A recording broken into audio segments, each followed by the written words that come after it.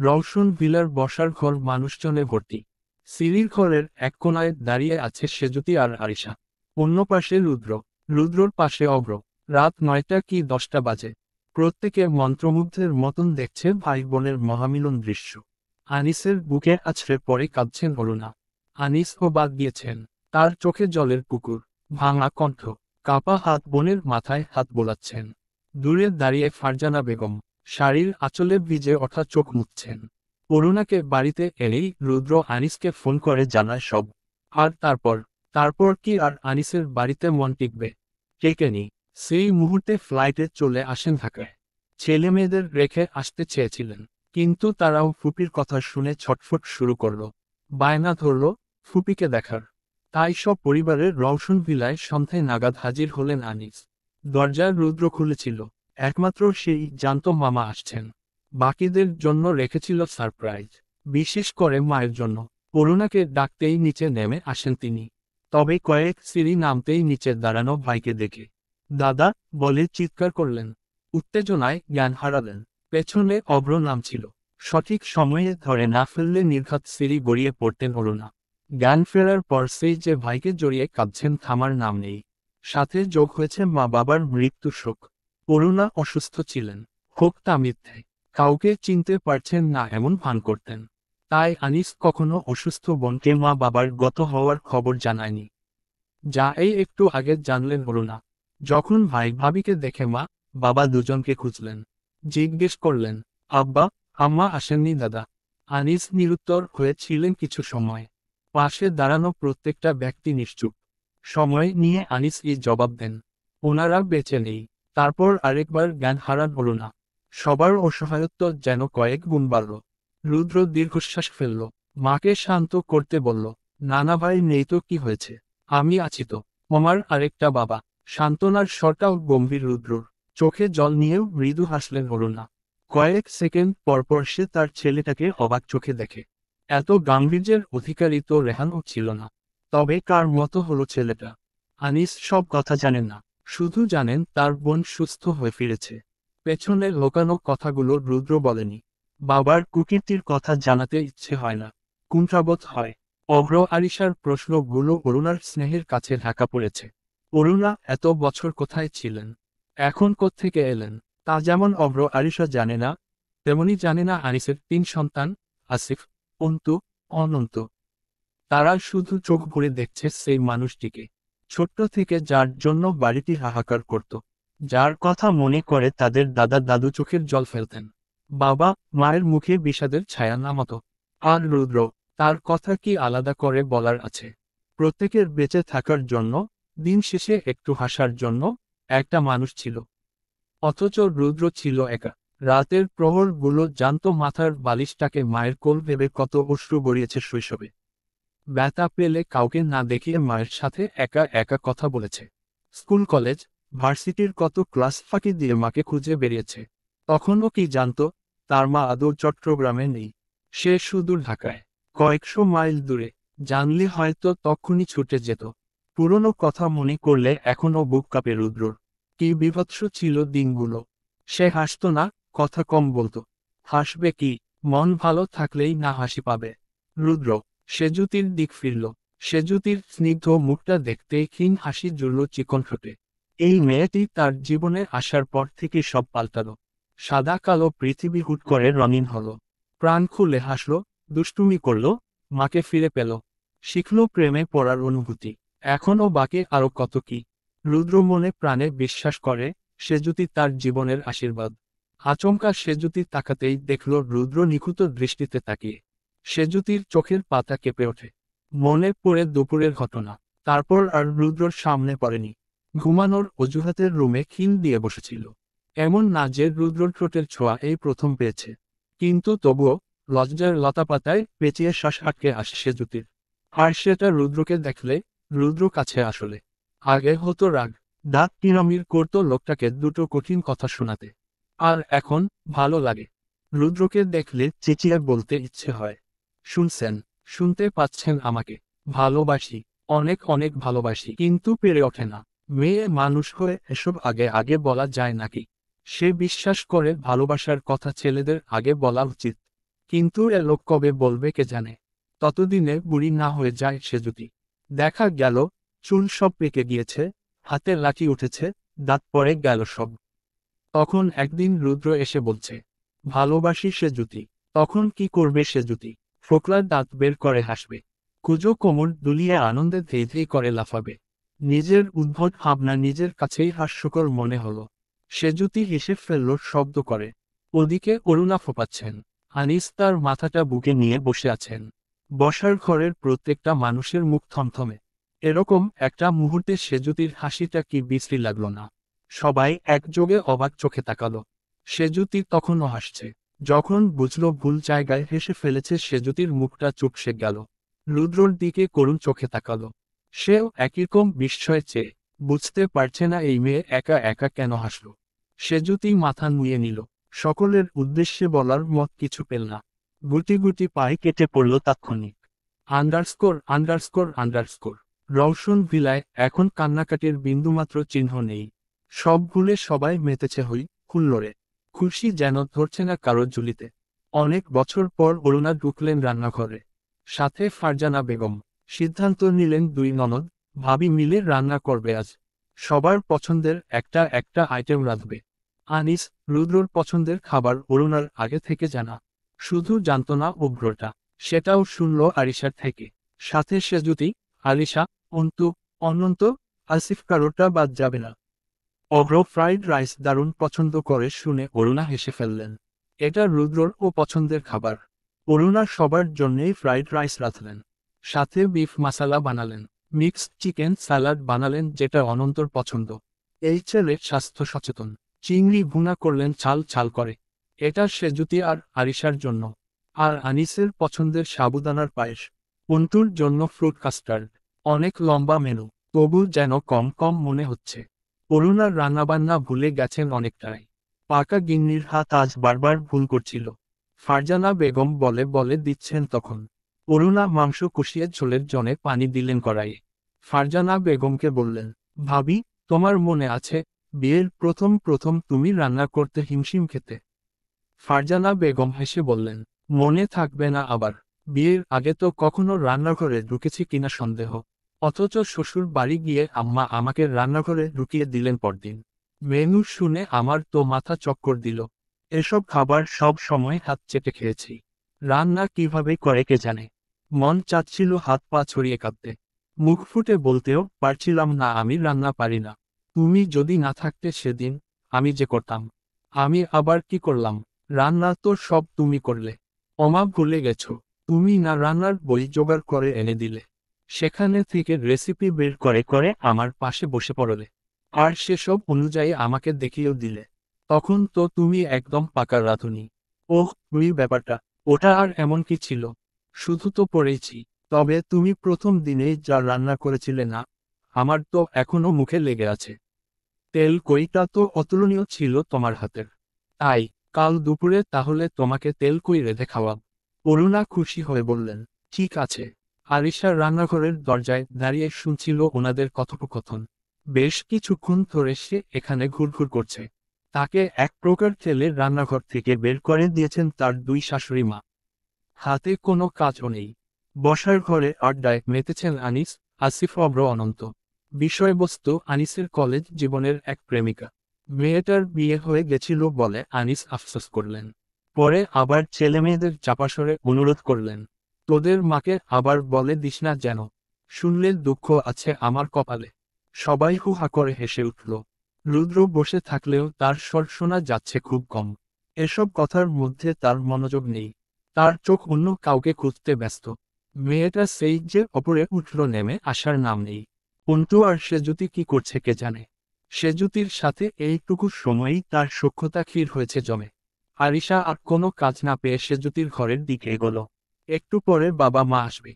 তাদেরকেও জানানো হয়েছে অরুণার ব্যাপারটা। আনিস জানিয়েছেন, আসতে বলেছেন। আমির অফিস থেকে বেরিয়ে মোনারাকে সাথে নিয়ে আসবেন বলেছেন। এই তো আর কিছুক্ষণের অপেক্ষা। আরিশার ভয় ভয় লাগছে। ওনারা ব্যাপারটা ঠিক কিভাবে নেবেন কে জানে। Underscore underscore underscore. 10টার দিকে আমির মুনারার পা পড়ল বাড়িতে। ওনারা আসতেই অন্তু অরুণা আর ফারজানা বেগমকে ডাকতে এলো। বলে গেল, মেজ ভাবির বাবা মা এসে গেছেন, তোমরা এসো তাড়াতাড়ি। আমিরের মুখে অন্ধকার, একটু আধটু মেজাজ ও খারাপ। মেয়ে বিয়ের 10 দিনও পার হয়নি, এর মধ্যে এত বড় একটা সত্যি বের হয়ে আসবে কে জানত। অভ্রর বাবা মা জীবিত নেই এমনটাই শুনেছিলেন তিনি, তাহলে হঠাৎ কোত্থেকে উদয় হলেন ওর মা? এসব কি সিনেমা চলছে নাকি সিরিয়াল, যে একজনকে শুরু থেকে মৃত দেখিয়ে হুট করে তাকে সামনে এসে দাঁড় করালো? মুনারাও ভয় আছেন, সারা রাস্তায় আমির হম্বিতম্বি করেছেন। অভ্ররা মিথ্যে বলেছে তার ধারণা, মা বেঁচে থাকতে কেন এত নোংরা মিথ্যে বলতে হলো? এসব ভেবেই রেগে বোম হয়ে থাকা আমিরের দিকে আরেকবার চোখে তাকালেন মুনারা। সামনে আনিসুল কবির বসে আছেন, আমির তার প্রতিটি কথার ঠিকঠাক জবাব দিচ্ছেন, কোথাও বলছেন হেসে হেসে, এই একটা অমায়িক গুণ লোকটার। ভেতরে যতই রাগ থাকুক, লাভা খসে খসে পড়ুক, কিন্তু বাইরের মানুষ বুঝতে পারে না যদি না আমির বুঝতে দেন।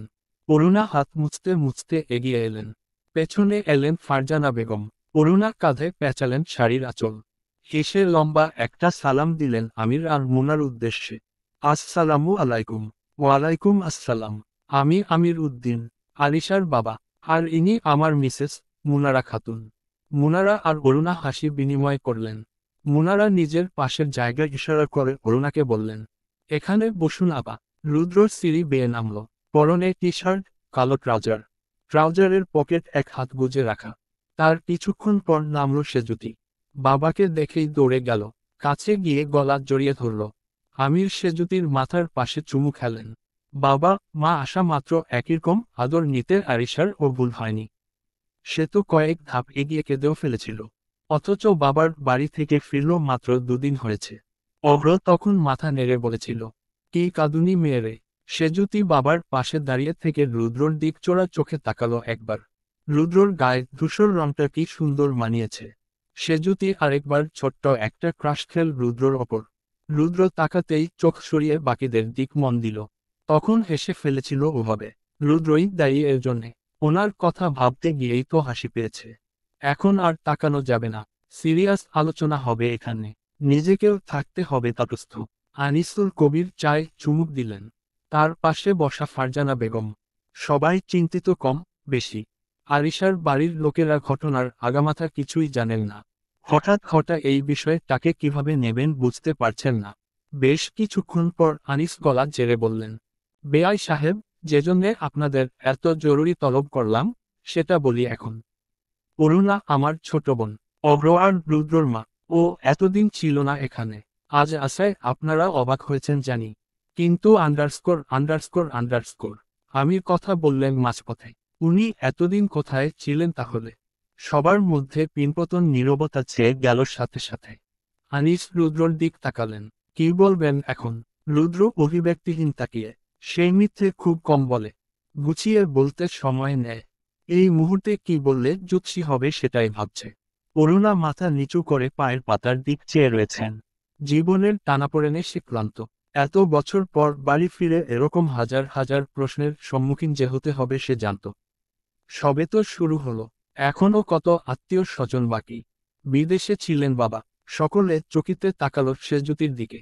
সেজুতি সুন্দর করে হাসল, গুছিয়ে বলল, আন্টি আঙ্কেলের সাথে রাগ করে বিদেশে চলে যান। কারোর সাথে কোনো যোগাযোগ রাখেননি। সবাই অনেক খুঁজেছে কিন্তু পাননি। যে নিজে থেকে লুকায় তাকে কি খুঁজে পাওয়া যায় বলো? স্যার তখন ছোট ছিলেন, আর অভ্র ভাইয়া তো আরো ছোট। ওনার মায়ের চেহারাটাও ঠিকঠাক মনে নেই। তুমি তো স্যার মানে রুদ্র স্যারকে চেনো? উনি অনেক রাগী মেজাজি মানুষ। ছোটবেলা থেকেই এমন। মা এভাবে ছেড়ে যাওয়ায় অনেক কষ্ট পেয়েছিলেন। তাই পরবর্তীতে আন্টি ওনার সাথে যোগাযোগ করতে চাইলেও উনি করেননি। এত বছর পর আন্টি ছেলেকে বুঝিয়ে সুঝিয়ে সব ঠিকঠাক করলেন। স্যার ও মাকে ফিরে পেয়ে খুশি, সাথে বাড়ির সবাই খুশি। তাই এখন এসব পুরনো কথা টানা কি ঠিক বলো বাবা? সবাই সবাইকে ফিরে পেয়েছে যখন আমরা আর এসব নিয়ে মাথা ঘামিয়ে কি করব তাই না?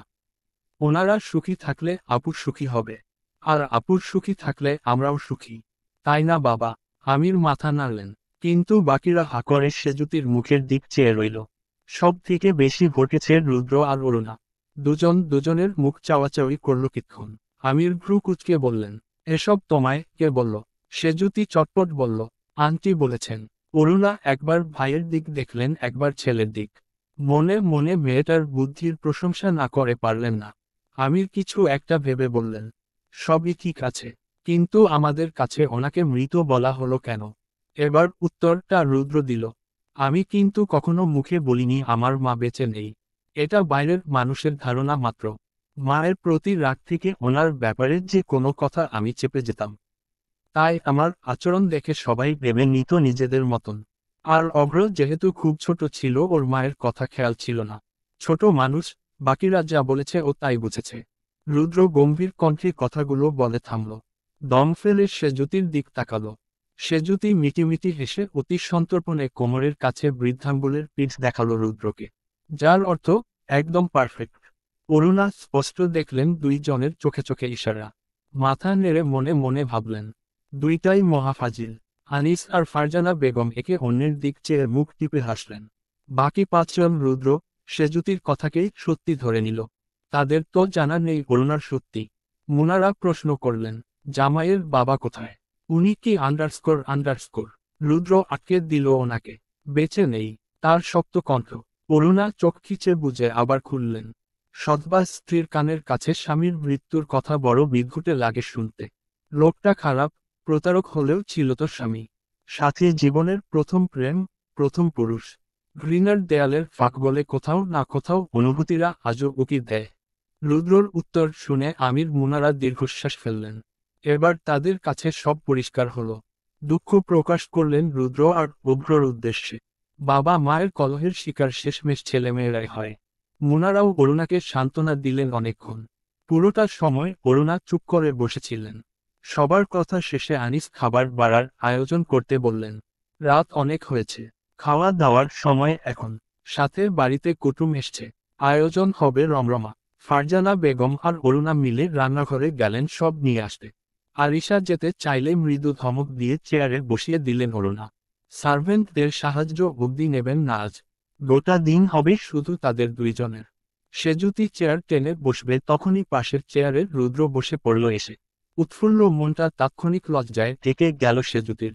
অন্য পাশে আমির বসা। সেজুতি আস্তে আস্তে বসল চেয়ারে, যেন জোরে বসলে চেয়ারের ব্যথা লাগবে। সেজুতি নিজেই অবাক হয়, আগের হুটোপুটি কোথায় হারালো তার। রুদ্রকে দেখলেই নিজেকে ঠিকঠাক করার প্রতিযোগিতা শুরু হয় যেন। কি এক জ্বালা। সেজুতি বসতেই রুদ্র ধীর কণ্ঠে বলল, থ্যাংক ইউ। সেজুতি মুচকি হাসল। তখন মিথ্যে বলে পরিস্থিতি সামলানোর জন্য এই ধন্যবাদ। ওইটুকু মিথ্যে যে ক ঘন্টা ধরে সাজিয়েছে সে জানে। তাই তো গড়গড় করে বলতে পেরেছে। কিন্তু সে তো ধন্যবাদ চায় না, সে চায় অন্য কিছু। লোকটা সেসব বোঝে না কেন? রুদ্র হঠাৎই চোখ ফিরিয়ে তাকায়। সেজুতিকে নিজের দিক চেয়ে আনমনে হাসতে দেখে দৃষ্টি শুরু করল। সবার দিক একবার চোখ বুলিয়ে ফিসফিস করে বলল, থ্যাংক ইউতে না হলে বলবেন, তখনকার মতো একটা গিফট দিয়ে দেব। সেজুতির হাসিটা চট করে থেমে গেল। থতমত খেয়ে প্লেটের দিক তাকালো, যেখানে ইতোমধ্যে ফ্রাইড রাইস তুলে দিয়েছেন ফারজানা বেগম। পুরো ডাইনিং গল্পে মশগুল। আমির, আনিসের গলার আওয়াজই পাওয়া যাচ্ছে বেশি। বিয়ে থেকে তাদের মধ্যকার বেহায় বেহায় সম্পর্কটা বেশ জমেছে। বয়সও আগুপিছু। ছোটরা শুধু শুনছে আর খাচ্ছে চুপচাপ। মুনারা, ফারজানা বেগম, অরুণা এরা আবার নিজেদের মতো গল্পে। খাওয়ার মাঝে আমির সেজুতিকে বললেন, তুমি তাহলে আমাদের সাথে চলো। বেড়ালে তো দুটো দিন। রুদ্রর ভাত গলায় আটকালো তৎক্ষণাৎ। তালুতে উঠে গেছে। খুব খুব করে কেসে উঠতেই সবাই একযোগে ব্যস্ত হয়ে পড়ল ওকে নিয়ে। অরুণা উঠে এসে ছেলের পিঠে বাম হাত বোলাচ্ছেন। সেজুতি পানি এগিয়ে দিয়েছে আরো আগে। সব শেষে রুদ্র একটু ধাতস্থ হল। ফারজানা বেগম চেয়ারে বসতে বসতে চিন্তিত কণ্ঠে বললেন, একটু আস্তে খাবি তো বাবা, খেতে বসলে এত তাড়াহুড়ো করিস না তুই। কাজ কি পালিয়ে যাচ্ছে তোর? ফারজানা বেগমের ধারণা রুদ্র কাজের কথা মনে করে ভাত তাড়াতাড়ি খাচ্ছিল। ছেলেটা এমনিতেও কাজ পাগল। কিন্তু রুদ্রর মনের অবস্থা ভিন্ন। সেজুতি ছাড়াও সেটা আরো দুজন আজ করতে পেরেছে, অভ্র আর আরিশা। সেজুতির যাওয়ার কথা শুনেই রুদ্র বিষম খেল, এই ব্যাপার তো পরিষ্কার। রুদ্র আরেক গ্লাস পানি খেল। অরুণা শুধালেন, ঠিক আছিস এখন? খুব। যাও খেতে বসো। অরুণা মাথা নেড়ে আবার চেয়ারে বসলেন গিয়ে। রুদ্র টেবিলের নিচ থেকে সেজুতির এক হাত চেপে ধরল। স্বল্প নড়ে উঠল সেজুতি। রুদ্রর ইঙ্গিত বুঝতে পেরে বাবাকে মৃদু কণ্ঠে বলল, সবে তো এলাম বাবা। রুদ্র একই সময় আরিশাকে ইশারা করল কিছু বলতে। আরিশা যত্রতত্র ব্যস্ত কণ্ঠে বলে ওঠে। অরুণাও একই কথা বললেন, মেয়েটা আমার কাছে 2 দিন থাক ভাইজান। আপনার মেয়ে যখন ঘরে তো ফিরবেই। রুদ্র বিড়বিড় করল, খুব শীঘ্রই আমার ঘরে তোলার ব্যবস্থা করো মা, পার্মানেন্টলি। অন্তও লাফিয়ে ওঠে। অভ্রর ও আপত্তি। আমির দমে গিয়ে বললেন, আচ্ছা থাক তবে। রুদ্র আটকে রাখা শ্বাস এতক্ষণে ফেলল বোধ হয়। সেজুতির চেহারার মেঘ কেটে ঝকঝকে সোনা রোদ্দুর উঠল। আনিস বললেন, শুধু ও কেন বেহাই সাহেব? আপনারাও আজ রাতে এখানে থাকবেন? আমির আপত্তি জানালেন, না না, তা কি করে হয়? কেন হয় না বাবা? আমি তো আপনার ছেলের মতোই। ছেলের বাড়িতে বাবা মা থাকতে পারে না? এই আমাকে ছেলে বললেন তাহলে? অভ্রর কথায় আমির স্ফীত হাসলেন। আনিস আমোদে কণ্ঠে বললেন, এবার জামাইয়ের সাথে বুঝুন ভাই। কি বলবেন বলুন? আমির হেসে বললেন, আচ্ছা ঠিক আছে, তাই হবে। সেজুতি খুশি হয়ে গেল, সাথে বাকিরাও। আজকের দিনটায় যেন সব খুশি একই সাথে ধরা দিচ্ছে আঁচলে। প্রত্যেকে আবার মেতে গেল গল্পে। আনিস আর আমিরের গল্পের টপিকই হলো দেশের হালচাল নিয়ে। কথার এক ফাঁকে আমির রুদ্র আর অভ্রকে উদ্দেশ্য করে বললেন, কাল তো তোমাদের অফিস আছে তাই না বাবারা? দুজন একসাথে মাথা নাড়ল। অভ্র মুখে বলল, জি বাবা। কটার দিক বের হবে? এই তো 10টার দিকে। ও, ফিরবে কখন? 8টা বাজবে আঙ্কেল। রুদ্রর উত্তরে আমির দম ফেলে বললেন, কাল সন্ধ্যা নাগাদ আসতে পারবে তোমরা? কেন? আমির এবার অরুণা আর আনিসের দিক ফিরলেন। প্রত্যেকের দৃষ্টি আমিরের তামাটে চেহারায়। আমির সবাইকে উদ্দেশ্য করে ঘোষণা দিলেন, কাল আমার বোন আর বোনের মেয়ে একটা বিশেষ দরকারে আপনাদের বাড়িতে আসতে চাচ্ছে, যেখানে সবার থাকাটা জরুরি। আনিস প্রফুল্ল কণ্ঠে বললেন, বেশ তো, আমরা তো আছি 2 দিন, ওনাদের আসতে বলুন। অভ্র, রদু ওরাও না হয় কাল চলে আসবে তাড়াতাড়ি। কি বলিস রদু? রুদ্রর খাওয়া থেমে গেছিল আগেই। তার বিচক্ষণ দৃষ্টি অনেক আগেই আফিফাকে কুচুটে বুড়ি হিসেবে আখ্যা দিয়েছে। আর তার মেয়ে তো নির্লজ্জতার 1 ডিগ্রি ওপরে। এরা কেন আসবে হঠাৎ? রুদ্রর একদম ইচ্ছে হলো না হ্যাঁ বলতে। সন্ধ্যা যা জ্বালাচ্ছে তাকে। এখনও বিভিন্ন নম্বর থেকে কল করে। অসভ্য বাদর মেয়ে একটা। কিন্তু মামার কথা, সাথে এখন হবু শ্বশুরের কথা, এসব অমান্য করা অভদ্রতা হবে। এতে শ্বশুর মেয়ে দিতে বেঁকে বসতে পারেন। আর সে জ্যোতিকে নিয়ে রুদ্র কোনো রিস্ক নেবে না। সে সায় দিয়ে বলল, ঠিক আছে। মুনারা অরুণাকে উদ্দেশ্য করে বললেন, আমার ননাসের মেয়েটা ভারী সুন্দর হয়েছে জানেন আপা। অরুণা বললেন, তাই? আপনার মেয়ে দুটোও কিন্তু ভীষণ সুন্দর। মুনারা হেসে একবার মেয়েদেরকে দেখলেন। তারপর বললেন, আমার মেয়েরা মাশাল্লাহ। তবে সন্ধ্যা ওদের থেকেও সুন্দর। ধবধবে ফর্সা গায়ের রং, কোনো খুঁত নেই চেহারায়। ফারজানা বেগম তাল মেলালেন, হ্যাঁ বিয়েতে দেখেছিলাম আমি। অরুণা সব শুনে বললেন, তাহলে তো দেখতেই হচ্ছে একবার। সেজুতির প্লেটের ভাত নাড়ছে না। সন্ধ্যা আর ফুপি আসবেন শুনে খাওয়া থেমে গেছে। কী জন্য আসবেন ওনারা? ভেতরটা কিরকম ডাকছে। চিন্তা হচ্ছে খুব। পাশ ফিরে একবার রুদ্রর দিক তাকালো। রুদ্র সেজুতির মলিন চেহারা লক্ষ্য করে ভ্রু উঁচিয়ে নীরব প্রশ্ন করল, কি হয়েছে? সেজুতি মাথা নেড়ে তেমনি নীরব উত্তর বোঝালো, কিছু না। সত্যিই কি কিছু না? হঠাৎ করে কোলের ওপর কেউ শুয়ে পড়ায় চমকে উঠলেন অরুণা। তসবিহ পড়ছিলেন চোখ বন্ধ করে। এতই মগ্ন ছিলেন, রুমে যে কেউ ঢুকলো খেয়ালই করেননি। চেয়ে দেখলেন দুনিয়ায় তার সবথেকে প্রিয় মানুষটির চেহারা। রুদ্র। অরুণার ঠোঁটে হাসি ফুটল। তসবিহ রেখে দিলেন আগের জায়গায়। রুদ্র চোখ বুজে মায়ের কোল আঁকড়ে শুয়েছে। অরুণা কোমল হাত ছেলের চুলে বোলালেন। বিলি কাটতে কাটতে জিজ্ঞেস করলেন, কখন এলি? রুদ্র চোখ খোলে না। মাত্র। ক্লান্ত লাগছে একটু। খাবার কেমন লেগেছে? রুদ্র মায়ের মুখের দিক তাকালো। মৃদু হেসে বলল, তোমার রান্না খারাপ হতে পারে। অরুণা মুচকি হাসলেন। চোখের সামনে এখনো রুদ্রর শিশুসুলভ চেহারাটাই গেঁথে আছে। দাড়ি ভর্তি, টানটান চামড়ার ছেলেটাকে সে যেন এখনো ছোটই দেখছেন। আজ আমি তোমার কাছে ঘুমাবো মা। রুদ্রর ভরাট কণ্ঠ। অথচ অরুণার মনে হলো সেই বাচ্চা রোদুর বায়না বাজছে কানে। হেসে বললেন, আচ্ছা বাবা, ঘুমাস বরং। রুদ্র অল্প হাসল। সে চাইলেও কেন যেন শব্দ করে হাসি আসে না। একদমই আসে না তাও নয়। মাঝে মাঝে সেজুতির বোকা বোকা কথা শুনে তো হুহা করে হেসে ফেলত। এর বাইরে তাহলে হাসি পায় না কেন? কি আছে ওই মেয়ের মধ্যে? তার হৃদয়ে মস্তক ছেড়ে এখন হাসিটাতেও বশীকরণ করল দেখি। তা বাবা, আপনার বয়স তো প্রায় 30 হতে যাচ্ছে, বিয়ে শাদী করবেন না? রুদ্রর ভাবনায় ছেদ পড়ল। ঘর কেটে শুধালো, কিছু বললে? অরুণা ভ্রুকুচকে বললেন, সত্যি শুনিসনি নাকি ফাজলামো করছিস? শুনতে পাইনি। কি বলছিলে? অরুণা ছোট্ট নিঃশ্বাস ফেললেন।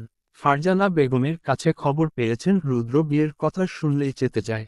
আনিস অনেকবার বিয়ে করাতে চেয়েছেন, মেয়ের দেখে ঠিকঠাকও করেছেন, কিন্তু রুদ্রর না কে হ্যাঁ বানাতে পারেননি।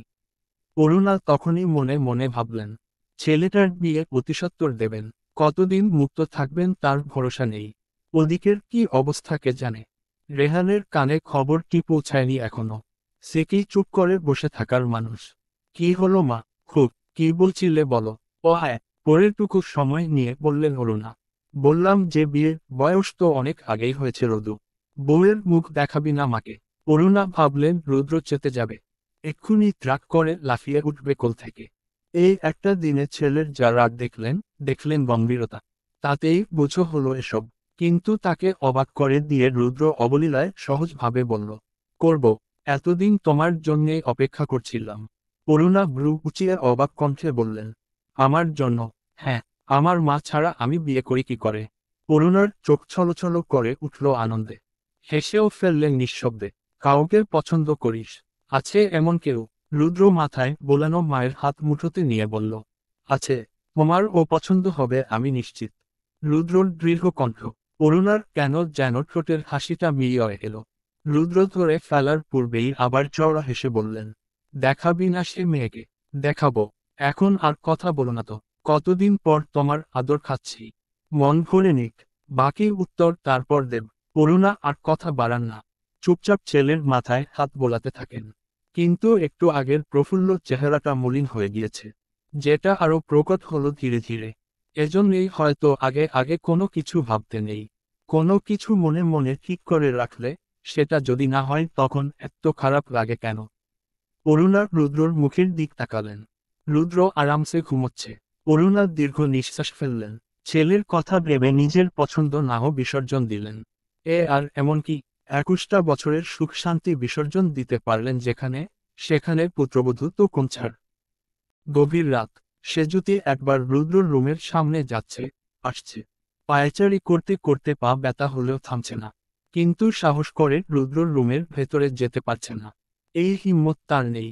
লোকটাকে বিশ্বাস করে না একটুও। কখন রেগে যায় বোঝা মুশকিল। আগে হলে রাগী রুদ্রকে মেনে নিতে পারত সেজুতি।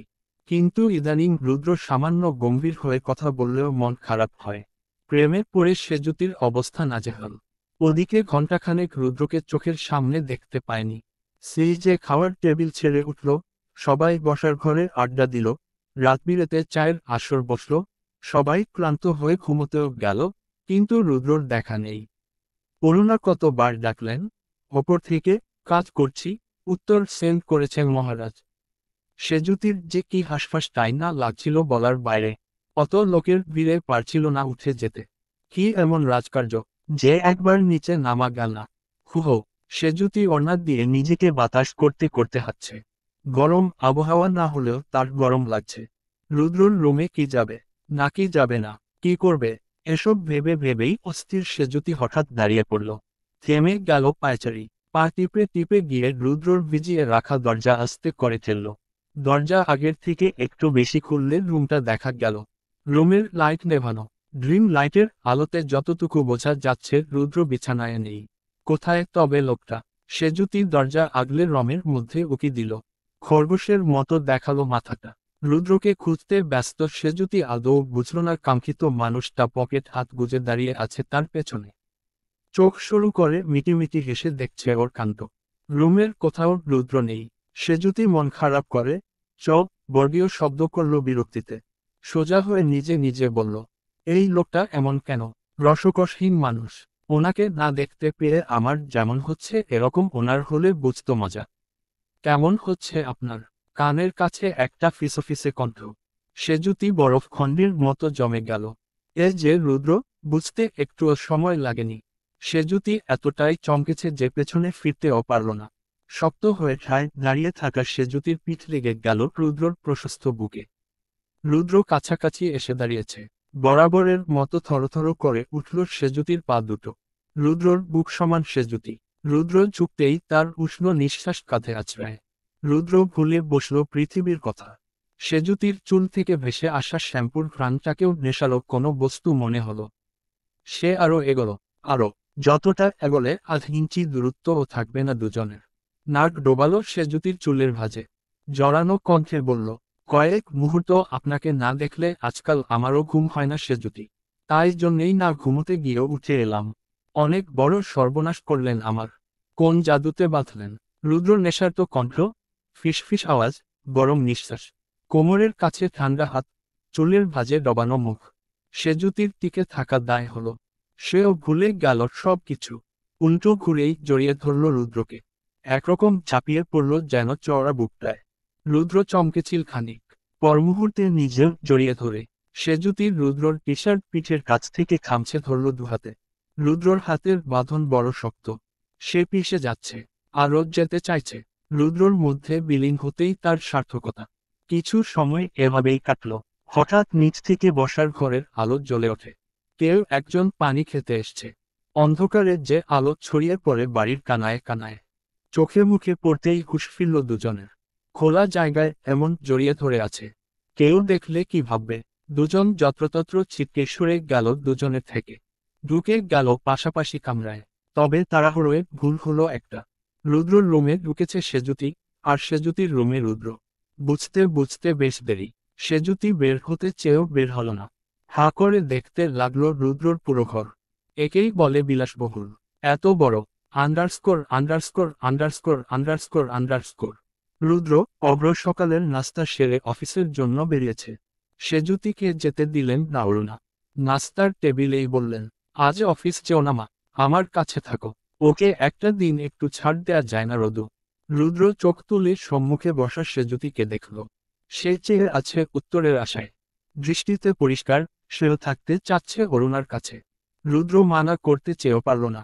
সেজুতি অফিস যাওয়া মানে পুরো 10 ঘন্টা কাছাকাছি থাকা।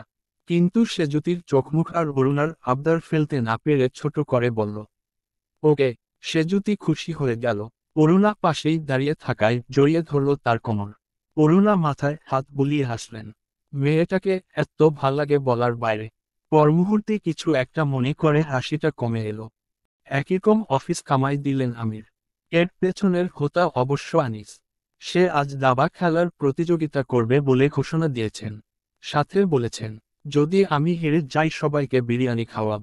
হাজি বিরিয়ানির স্পেশাল মেনু। বেআই মশাই হারলে কি করবেন? আমির অনেক ভেবে ভেবে বললেন, যদি আমি হেরে যাই বেআই সাহেব যা বলবেন তাই। শেষে দেখা গেল আনিসই হেরে গেলেন। বাচ্চাদের মতো ঠোঁট উল্টে খাবার অর্ডার করতে বললেন আসিফকে। অভ্র অনেকক্ষণ অরুণার কানের কাছে গিয়ে খ্যান করেছে। সে অফিসে যেতে চায় না আজ। বাড়িতে এত আনন্দ, হইচই এসব ছেড়ে যেতে ইচ্ছে হয়। কিন্তু রুদ্রকে বলার সাহস তার নেই। তাই অরুণাকে ভাড়া করল। অরুণা গেলেন ও বলতে। রুদ্র শুনতাই সাফ সাফ বলে দিল, এক কাজ করি মা, অফিসে তালা ঝুলিয়ে আমিও বাড়িতে বসে থাকি। একজনকে তো রাখলে, এখন ওটাকেও রাখবে। তোমার ছোট ছেলে এমনিতেই ফাঁকিবাজ। বিয়ের জন্য টানা 15 দিন ছুটি দিয়েছি আমি ওকে। এখন আবার ও ছুটি চাচ্ছে। পাশ থেকে অভ্র লাফিয়ে বলল, না না, আমি ছুটি চাইনি। মা তো নিজেই বললেন। মা আমি না তোমাকে বললাম আমার অফিসে অনেক কাজ। বাড়িতে থাকা সম্ভব না। অরুণা প্রথমে তাজ্জব বনে গেলেন। অভ্রই তো শিখিয়ে দিল এসব বলতে। পর মুহূর্তে অভ্রর ইশারা দেখে মাথা দুলিয়ে বললেন, না ও কিছু বলতে বলেনি। আমিই বললাম। রুদ্র জুতোর ফিতে বাঁধতে বাঁধতে বলল, কে কি বলতে পারে আমি জানি। চিনি তো সবাইকে। অভ্রর মুখটা চুপসে গেল, চোর ধরা পড়ার মতন। ব্যস্ততা দেখিয়ে আরিশাকে বলল, দেরি হয়ে যাচ্ছে, আসি হ্যাঁ। Underscore underscore underscore. 5 কেজি ভারী মিষ্টির প্যাকেট, নানান রকম ফল মূল নিয়ে রওশন ভিলায় হাজির হলেন আফিফা। সন্ধ্যার আজান শেষ হতে হতেই তাদের গাড়ি এসে রুদ্রদের বাড়ির সামনে ভিড়ল। আফিফা গাড়ি থেকে নেমে পুরো বাড়িতে চোখ বোলালেন। বাড়িটা দেখলেই তার চোখ জুড়িয়ে যায়। আর যখন ভাবেন এই বাড়ির মালিকের সাথে মেয়ের বিয়ে হবে, তখন তো খুশিতে আটখানা হয়ে আসেন। চোখের সামনে মেয়ের দামি শাড়ি, গা ভর্তি গয়না পরা মুখটা ভেসে ওঠে। আফিফা গদগদ হয়ে পাশে দাঁড়িয়ে থাকা সন্ধ্যাকে বললেন, চল। সন্ধ্যার পরনে কালো চুড়িদার, চুল ছেড়ে রাখা, হাত ভর্তি চুড়ি। ঠোঁটে লিপস্টিক, চোখে আইলাইনার টানা। তার খুশিতে বাকবাকুম অবস্থা। রুদ্রর সাথে বিয়ের কথা হবে আজ। এটা ভাবলেই আনন্দে অজ্ঞান হয়ে যাচ্ছে। আফিফা গেট দিয়ে ঢুকতে ঢুকতে বললেন, মাথায় কাপড় দে। সন্ধ্যা নিচের দিক চেয়ে মুখ বেঁকালো। মা বলল সেকেলে, কিন্তু মানা করল না। সেই স্পর্ধা নেই। চুপচাপ ওনা টেনে ঘোমটা দিল। আফিফা আবার বললেন, তোর বাপটার ওপর যে কি মেজাজ খারাপ লাগছে। একমাত্র মেয়ের সম্বন্ধ পাকা করব অথচ লোকটার কাজের অজুহাত। একদিনের জন্য এলে কি এমন মহাভারত অশুদ্ধ হতো শুনি। সব যদি আমাকেই করতে হয় তাহলে মেয়ের বাপ হয়েছে কি করতে। আফিফার কণ্ঠে বিরক্তি। সন্ধ্যা উত্তর দিল না। তার একটু চিন্তা চিন্তা হচ্ছে।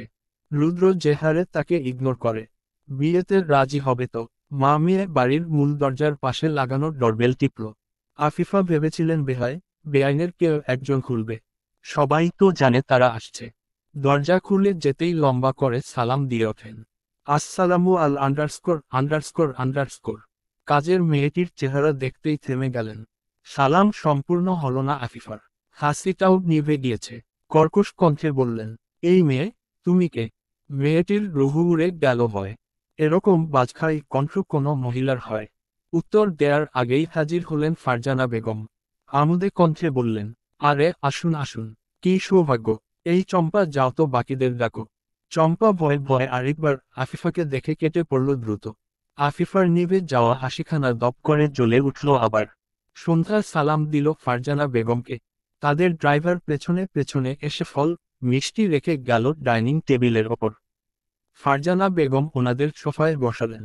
একে একে হাজির হলেন আমির, মুনারা, আনিস সহ বাকি সকলে। আসিফ ফোনে ব্যস্ত থাকা মানুষ। তার গার্লফ্রেন্ড ফোনে কথা বলা নিয়ে প্যারায় রাখে দিনের 24 ঘন্টা। মায়ের ডাকে সেও হাজির। অরুণার ফিরে আসার ব্যাপারে আমির গতকাল ফোনেই আফিফাকে সব জানিয়েছেন। সাথে ছোট মেয়ের মিথ্যে বুলি আওড়েছেন। তাই আজ আর আফিফা কোনো প্রশ্ন করলেন না অরুণাকে নিয়ে। বরং অরুণা আসতেই উঠে গিয়ে কোলাকুলি করলেন। হবু বেআইন বলে কথা। সন্ধ্যা তো কয়েক ধাপ এগিয়ে।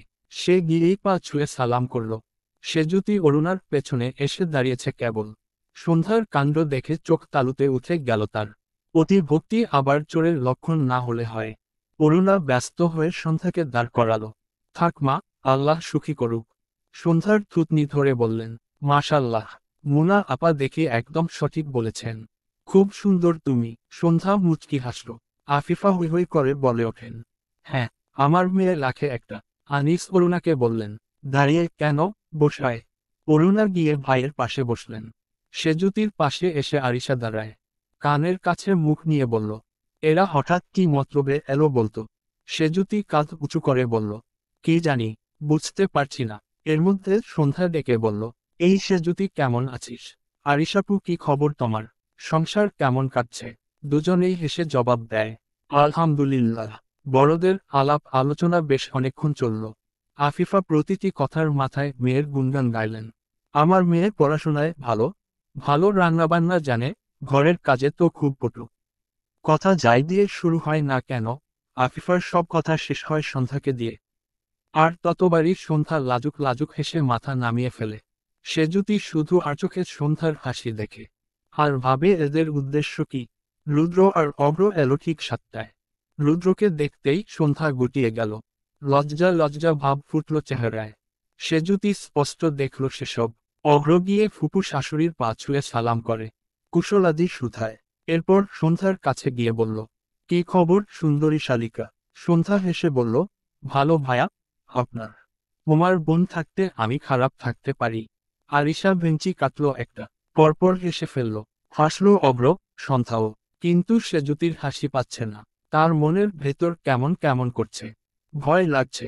বারবার রুদ্রর দিক একই সাথে 4টে চোখ তাকাচ্ছে। রুদ্র আসার পর একবার সেজুতির দিক চেয়েছিল। তারপর এসে বসল সিঙ্গেল সোফাটায়। আফিফা ভেবেছিলেন রুদ্র তাকে সালাম করবে। পা ছুঁড়ে না করলেও অন্তত মুখে সালাম দিবে। কিন্তু রুদ্র একটাও করল না। এসে থেকে শুধু অন্তুকে এক গ্লাস পানি দিতে বলে বসে পড়ল। আফিফা দায়সারা ভাবে মেনে নিলেন রুদ্রর ব্যবহার।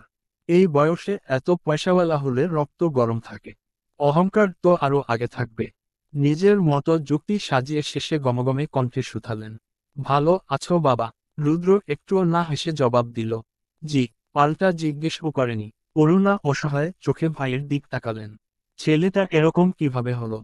আনিস বোনের চোখের ভাষা বুঝে নিলেন যেন। ইশারায় বললেন, ও এরকমই। আমির একদম নিশ্চুপ। আফিফার উদ্দেশ্য তিনি আর তার স্ত্রী জানেন। কিন্তু এখানে তারা নীরব দর্শক। শুধু দেখবেন, শুনবেন, একটা কোথাও বলবেন না। সবাই রাজি হলে হলো, না হলে না। এসব নিয়ে মেয়ের ঘরে অশান্তি করার ইচ্ছে আমিরের নেই। রাতে বারবার মুনারাকে সাবধান করেছেন একটা কোথাও এর ব্যাপারে না বলতে। আপার ব্যাপার আপাই বুঝে নিক।